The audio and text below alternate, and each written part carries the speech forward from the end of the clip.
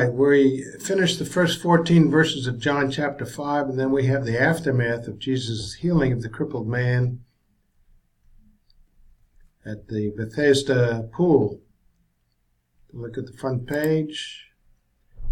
John, J for John, John chapter 5.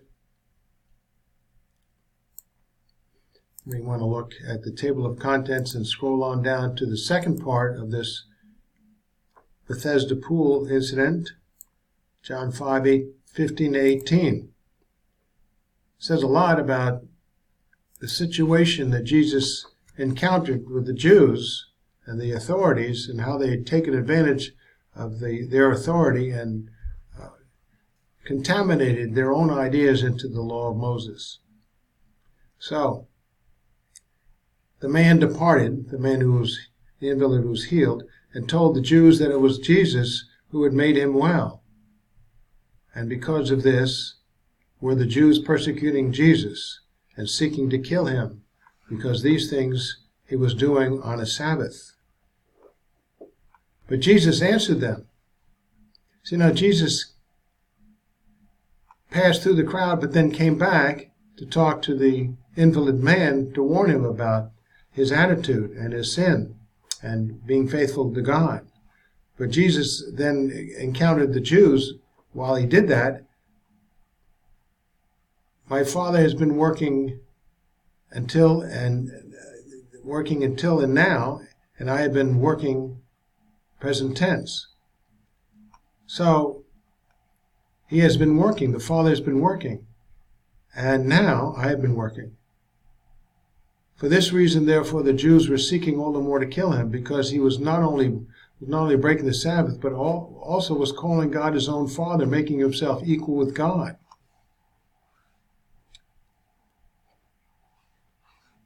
They were in vengeance, looking for vengeance all the time. So when the ungrateful man who was healed at the Bethesda pool left the temple, he voluntarily pointed Jesus out to the Jews as the one who made him well, evidently to curry favor with them. Although there was no real violation of the law, the Jewish leaders thought otherwise, and they sought to kill him. They sought Jesus to kill him. Jesus' answer, when they confronted him, referred to God as his Father in a uniquely intimate way, on the same plane with God, making himself equal with God. Context, all important here. He then equated the work of God, his Father, with his own work in kind, quality, and duration. God's work has never ceased from the beginning. That's what he was saying, not even on the Sabbath. And it consists of works of grace and mercy, of judgment, and of maintaining the universe.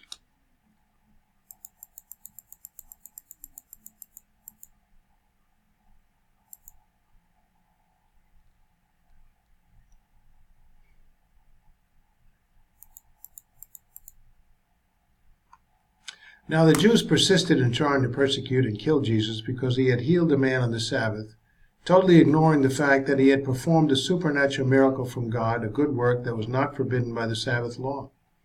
In their view, this was a stoning offense. And although Jesus had disappeared through the crowds to avoid the Jews before, when the cured man pointed Jesus out, he permitted an encounter with them. They confronted him about healing the invalid men on the Sabbath. And Jesus' answer referred to God as his Father in a uniquely intimate way, on the same plane with God, making himself equal with God. You go back to John 1:1 for that.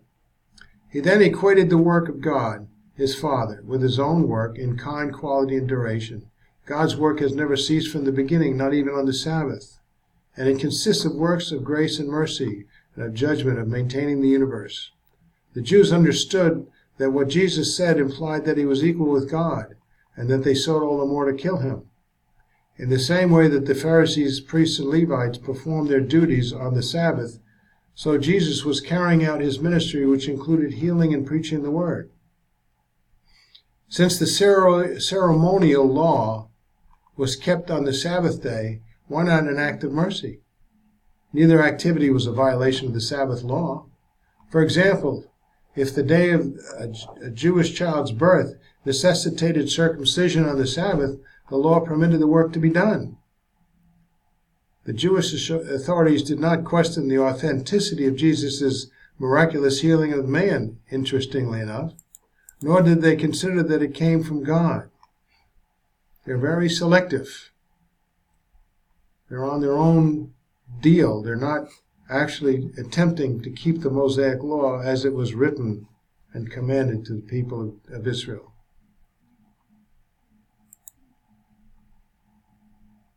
So, moving on, 19 to 21 verses in John chapter 5. Then Jesus answered and said to them, Most assuredly I say to you, the Son can do nothing of himself, but what he sees the Father do. For whatever he does, the Son also does in like manner. For the Father loves the Son and shows him all things that he himself does, and he will show him greater works than these, that you may marvel. For as the Father raises the dead and gives life to them, even so the Son gives life to whom he will. Jesus confirmed to the Jews that he was claiming equality with God when he stated to the Jews that he, the Son, can do nothing of himself but what he sees the Father do. For whatever the Father does, the Son also does in like manner. Furthermore, the Father loves the Son and shows him all things that he himself does, and he will show him greater works than these, that the Jews may marvel. For as the Father raises the dead, so the Son gives life to whom he will. Astounding. At first they tried to sought Jesus, and because he allegedly broke the law, even though the fact that they ignored that he performed a supernatural miracle from God, a work not forbidden by the law. But they sought all the more to kill him when he referred to God as his Father in a uniquely intimate way on the same plane with God, making himself equal with God. Then Jesus equated the work of God, his Father, with his own work in kind, quality, and duration. God's work was a work of grace, of judgment, of maintaining the universe, which never ceases, not even on the Sabbath. So in the next 3 verses, Jesus confirmed to the Jews that he was claiming equality with God when he stated to them that he, the Son of God, can do nothing of himself, but what he sees the Father do, for whatever the Father does, the Son also does in like manner. That's astounding. So the relationship between God the Father and his Son, Jesus, is so intimate and supernaturally harmonious that Jesus sees all that what the Father does and emulates him in everything that he does, including raising from the dead and whomever he will. Such a capacity which Jesus exemplified was exclusive to God, confirming his claim to be equal with God. It's interesting to note that the Jews never marveled about Jesus' healing of the man on the Sabbath at the pool. Instead, they pursued him in order to kill him because they falsely viewed his healing as a violation of the Sabbath law. They totally ignored the fact that he had performed a supernatural miracle from God, a good work that was not forbidden by the Sabbath law at all.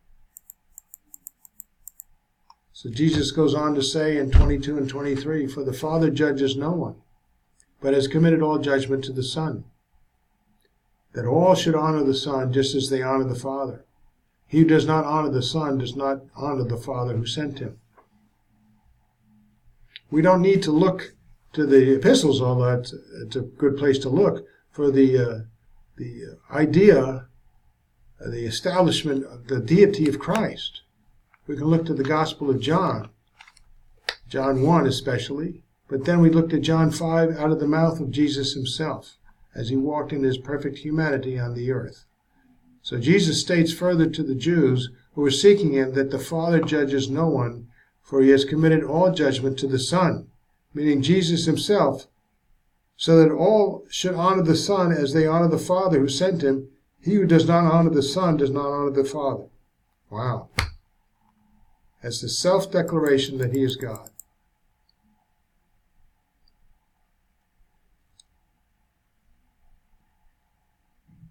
What he said there, he who does not honor the Son does not honor the Father who sent him, implies, especially with Jesus' possession of the honor of God and of his authority to judge all men, that he is equal with God. Now here's a declaration of the gospel right here, and eternal security. John 5:24. This cannot be added to or subtracted from, as most people ignore or try to move on to something else that supersedes this, as if they're going to go back and write these ideas in, that you have to still persevere in the faith. No. Jesus said, "Most assuredly, I say to you, he who hears my word and believes in him who sent me has everlasting life, and shall not come into judgment, but has passed from death to life." If you have passed from death to life on the basis of believing, there's nothing else to do. You have eternal life, and you have it eternally secure.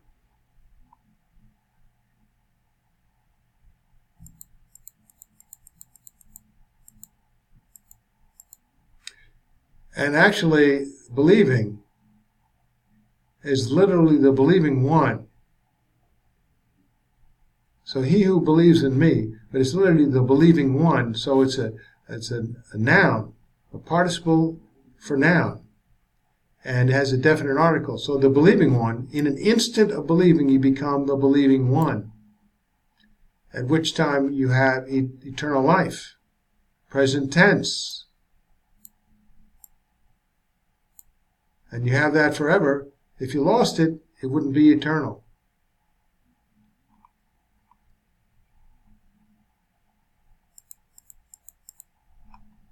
See, the Greek here.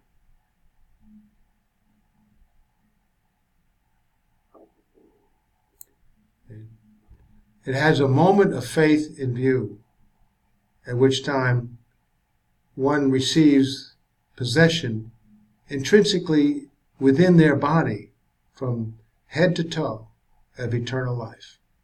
And it's eternal. It can't be lost.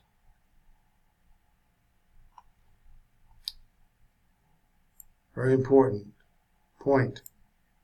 Give you confidence that you have eternal life no matter how well or how poorly you behave.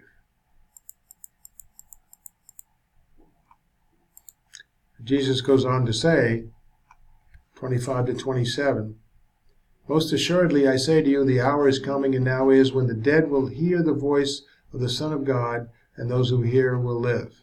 For just as the Father has life in himself, even so he gave to the Son also to have life in himself." Eternal life. Only God can have that. And he gave him authority to execute judgment because he is the Son of Man.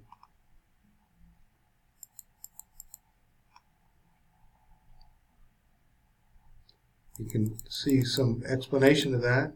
After having declared that those who believe in Jesus' message, that God has sent his Son to be an atoning sacrifice for the sins of the whole world, should have eternal life, John 5:24. Wow. Jesus emphatically declared the hour is coming and now is, in the sense of it being imminent, when those of the dead who hear the voice of the Son of God, Jesus, which implies God's enabling of the dead to hear his voice, all those who were believers will live, evidently will be resurrected by Jesus from the dead to eternal life, all those who believed in Jesus unto eternal life.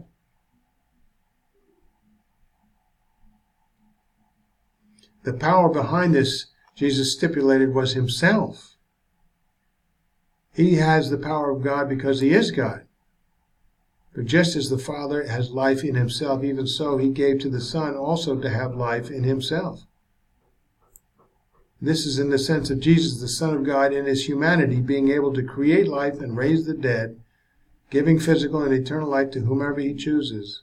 Note that Jesus in his deity already has life in himself, because being God, he has always been and has always had all the powers of God. Look at John 1 through 4 there. And we can examine, I'll leave that to you. John chapter 1, Jesus is the Son of Man, and what that entails. We looked at that in John chapter 1 earlier. That's how important that we read John 1, 2, 3, and 4 before we get to 5.